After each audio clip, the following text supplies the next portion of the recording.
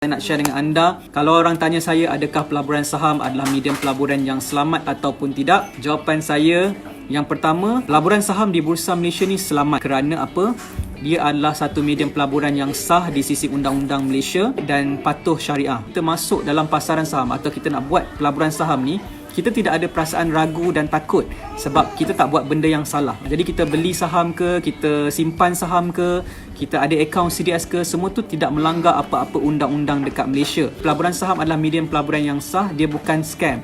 Jadi dia selamat untuk kita join. Okay? Kalau anda masuk dalam satu skim pelaburan yang scam, skim yang cepat kaya dan sebagainya, itu tak selamat. Dah tentu-tentu salah. Okay, kita berurusan dengan mungkin pengendali program scam yang boleh lari anytime kalau anda invest dalam company tersebut. So itu adalah benda yang anda kena faham. Okay? Pelaburan saham adalah basically selamat sebab dia adalah satu medium pelaburan yang sah di sisi undang-undang di Malaysia, medium pelaburan yang patuh syariah. Jadi kita tak perlu takut untuk terlibat dalam saham. Itu poin saya yang pertama, iaitu pelaburan saham ni selamat untuk kita sertai, untuk kita ceburi.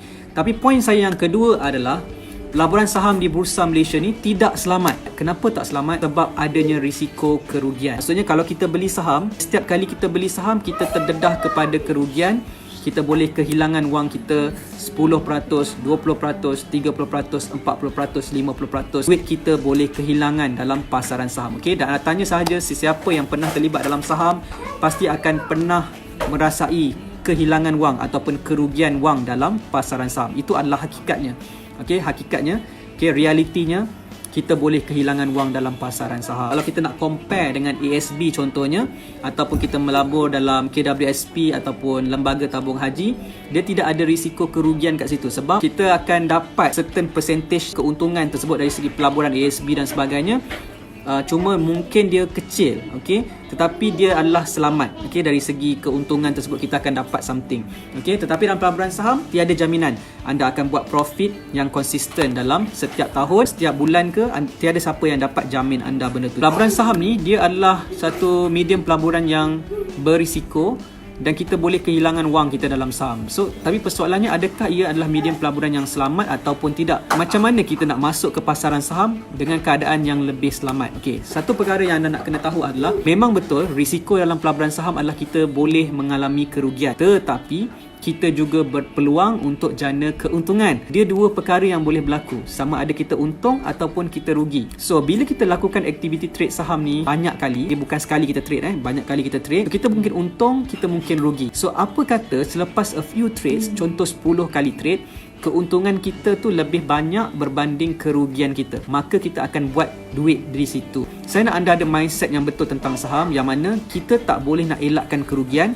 Kita tak boleh tak rugi dalam saham. Kita mungkin akan rugi sekali-sekala, tetapi kerugian tersebut mestilah dihadkan kepada satu percentage sahaja. Bila kita nak untung tu, untung kita kena sebanyak mungkin. Kalau boleh lagi banyak lagi bagus. Jadi bila untung kita besar, kerugian kita kecil, maka di situlah yang dia akan minus. Okay? Profit minus loss, kita akan buat net profit dekat situ. Itu adalah point yang saya nak anda faham yang ketiga. Okay? So yang keempat adalah, apa yang saya nak sampaikan kepada anda adalah macam mana pelaburan saham yang berisiko ataupun berbahaya, kurang selamat, kita boleh jadikan dia satu medium pelaburan yang selamat. Jawapannya adalah apabila kita masuk ke pelaburan saham ni dengan menggunakan ilmu yang boleh mengelakkan kita daripada rugi besar dalam saham tersebut. Masalah ramai orang dalam saham, bila dia masuk membeli saham, dia mengalami kerugian yang besar. Rugi sampai 50%, 40%, 30% dalam satu kaunter. Itu masalah ramai orang dalam saham.